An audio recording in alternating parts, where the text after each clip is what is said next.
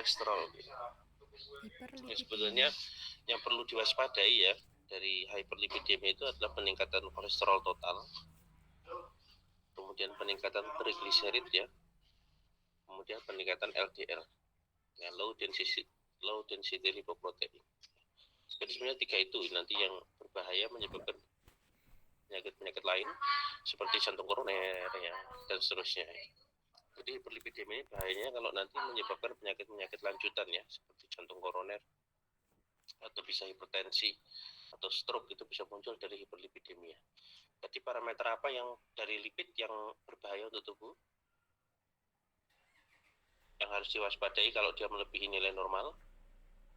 Apa? Pertama,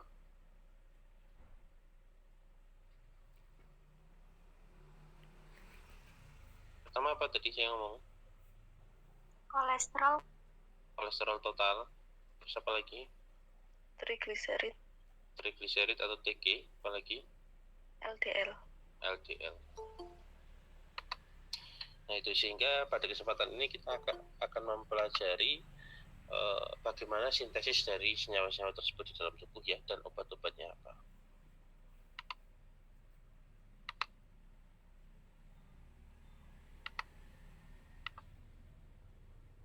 Ya, jadi seperti ini ya. Yang pertama, sintesis dari kolesterol ya. Jadi kolesterol itu terbentuk dari, pertama adalah adanya asetil-CoA. Ya, asetil-CoA ya, ya, atau asetil koenzim A. Asetil-CoA atau asetil koenzim A. Asetil-CoA ini akan dirubah menjadi HMG-CoA. Ya, asetil-CoA akan dirubah menjadi HMG-CoA. Nah, perubahan asetil-CoA menjadi HMG-CoA ini dilakukan oleh yang namanya HMG-CoA reduktase. Ya, jadi HMG-CoA reduktase akan merubah asetil-CoA menjadi HMG-CoA. Nah, HMG-CoA selanjutnya akan dirubah menjadi asam mevalonat atau mevalonic acid. Ya, HMG-CoA selanjutnya akan dirubah menjadi asam mevalonat atau disebut dengan mevalonic acid. Asam mevalonat atau mevalonic acid selanjutnya akan dirubah menjadi isopentanil pirofosfat. Mevalonic acid selanjutnya akan dirubah menjadi isopentanil pirofosfat. Nah, isopentanil pirofosfat selanjutnya akan dirubah menjadi farnesil pirofosfat. Farnesil pirofosfat selanjutnya akan dirubah menjadi kolesterol.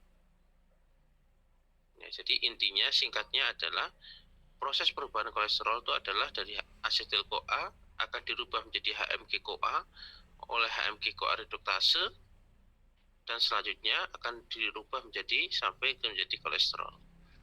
Gini. Nah, sehingga pertama ada obat-obat yang bekerja pada sistem ini untuk menurunkan kolesterol total, yaitu golongan statin. Jadi obat yang pertama adalah obat golongan statin.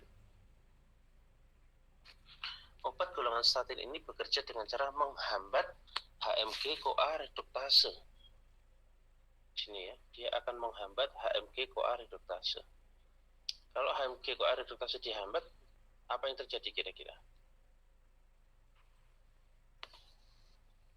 Asetil-CoA tidak bisa dirubah menjadi HMG-CoA. Asetil-CoA tidak bisa dirubah menjadi HMG-CoA. Akibatnya, kalau tidak terbentuk HMG-CoA, maka asam mevalonat tidak terbentuk dan kolesterol tidak terbentuk. Ya, pada ujungnya kolesterol tidak akan terbentuk. Nah, itulah cara kerja dari obat-obat golongan statin. Ya, golongan statin itu adalah obat anti kolesterol ya, golongan statin. Contoh dari golongan statin contohnya ada simvastatin. Simvastatin.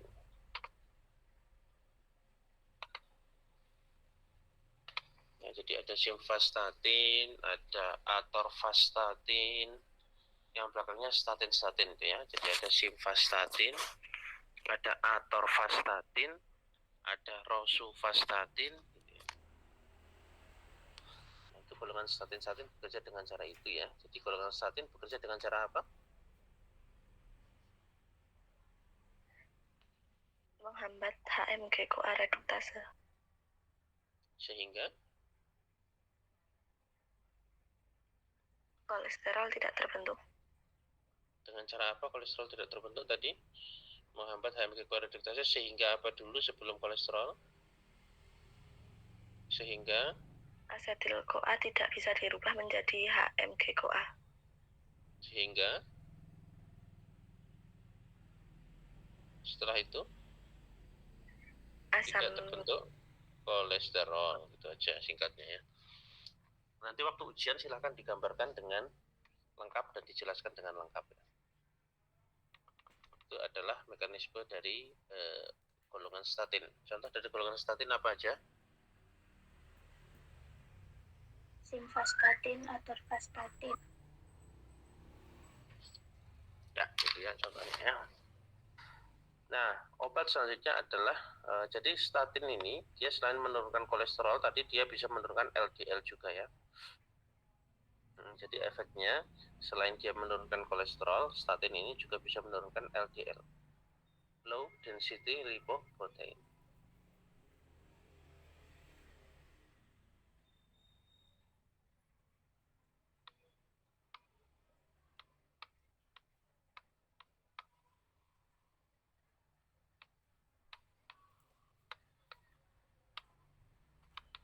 Nah, selanjutnya adalah golongan fibrat.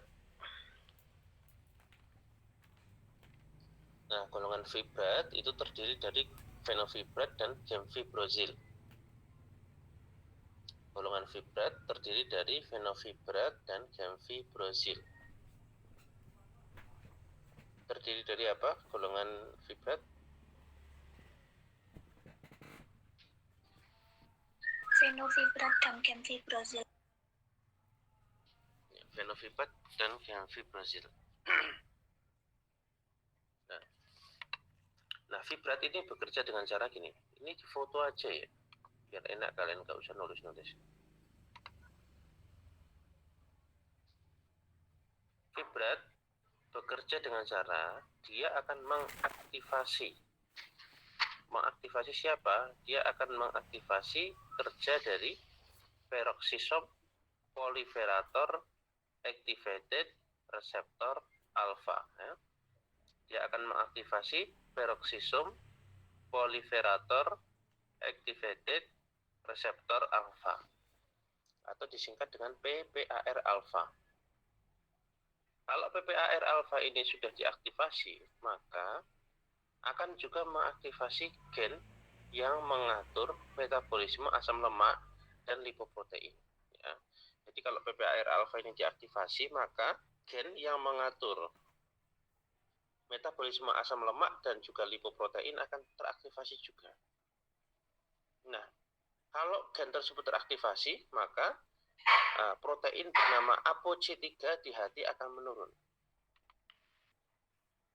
Ya, protein bernama ApoC3 di hati akan menurun. Kalau ApoC3 di dalam hati menurun, maka kadar trigliseridnya juga akan menurun. Ya. Jadi, golongan fibrat dia akan mengaktifasi yang namanya PPAR alpha. Nah, kalau PPAR alpha sudah teraktivasi, maka akan teraktivasi juga gen yang mengatur metabolisme lemak dan lipoprotein.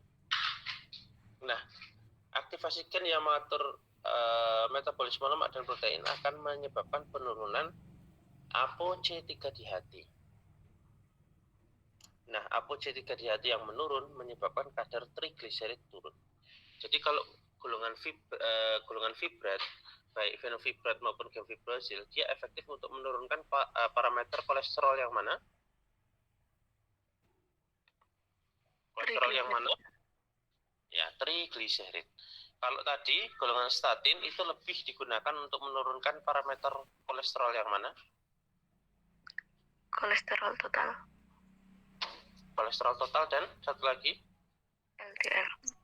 LDL, gitu ya. Jadi penggunaannya seperti itu.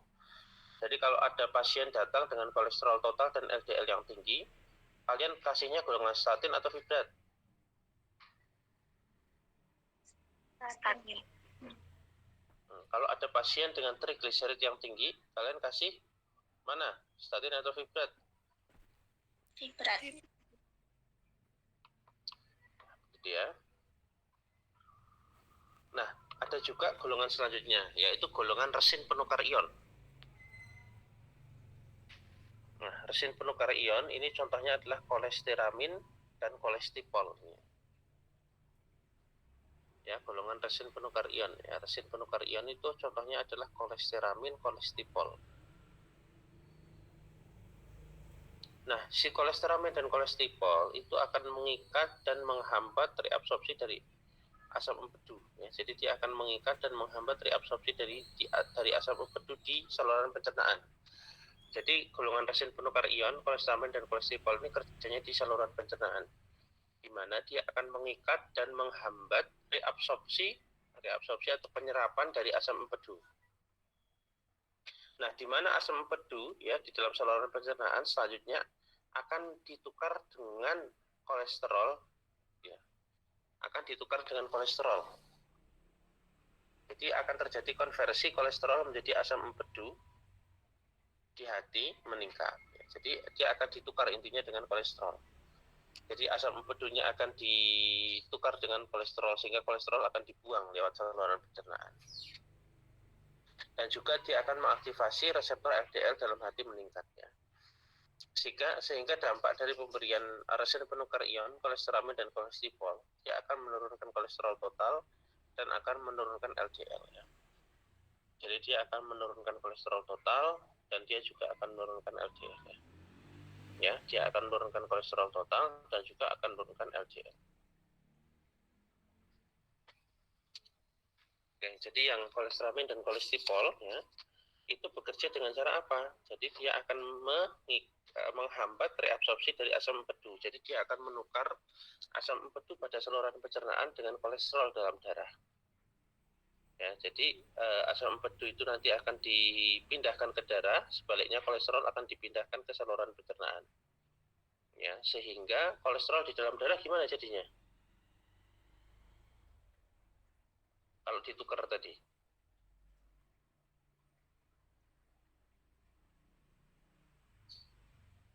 Jadi kolesterol di dalam darahnya gimana?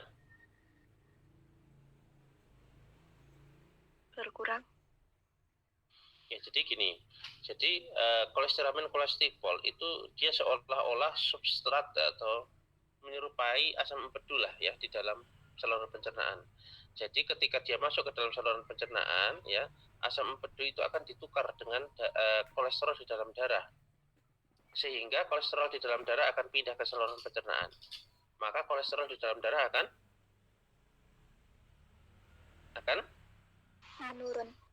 menurun atau berkurang. Sebaliknya asam empedu di dalam darah akan meningkat. Sehingga efek samping dari kolesteramin kolestipol itu dia akan meningkatkan kadar asam empedu ya, di dalam darah. Itu.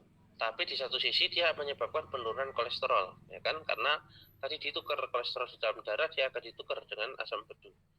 Nah, tapi di sisi lain, si kolesteramin kolestipol ini akan mengaktifasi reseptor LDL di dalam hati. Jadi aktivasi reseptor LDL di dalam hati ditingkatkan sehingga kadar LDL juga akan turun. Jadi manifestasi dari kolesteramin dan kolestipol itu adalah menurunkan kolesterol total dan juga menurunkan LDL.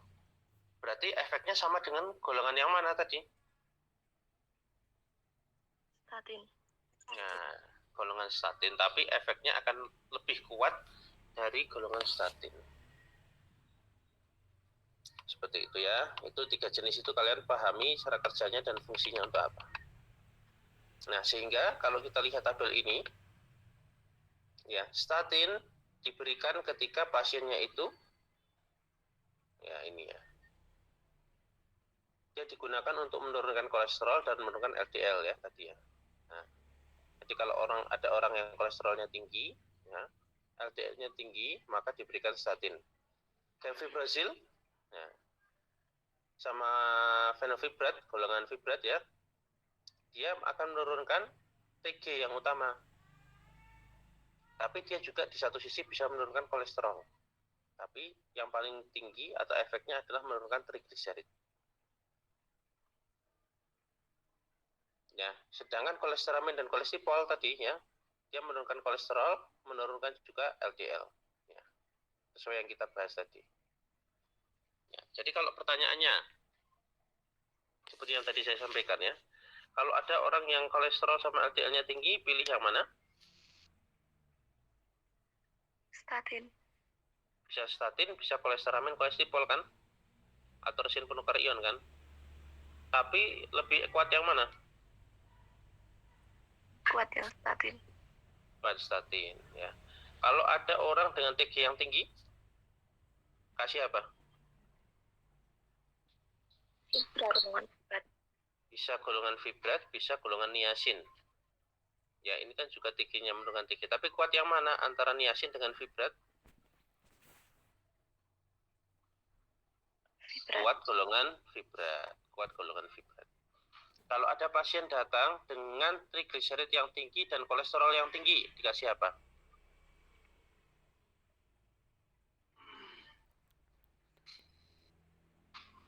Golongan fibrat. Nah, golongan fibrat kasihnya ya. Nah, TG tinggi, kolesterol tingginya. Nah, tadi kita sudah bahas ya, efek samping dari resin penukar ion menyebabkan apa tadi? Peningkatan apa? Resin penukar ion? Asam empedu dalam darah. Ya, asam empedu dia akan tinggi ya. Nah, sedangkan golongan statin sama golongan fibrat, efek sampingnya menyebabkan rhabdomyolysis. Menyebabkan apa? Rhabdomyolysis. Rhabdomyolysis itu adalah di mana penggunaan statin dan fibrat jangka panjang akan menyebabkan rhabdomyolysis. Rhabdomyolysis adalah kerusakan otot. Ya, rhabdomyolysis itu kerusakan otot. Nah, gitu. Oke, sudah paham ini ya? Paham. Ya, saya rasa cukup ini materi hari ini. Ada yang tidak masuk? Siapa yang nggak masuk? Ahmad Hanafi sama Ibrahim Turbo.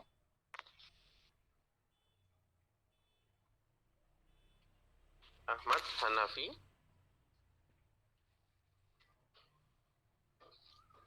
Siapa yang nggak masuk? Ahmad Hanafi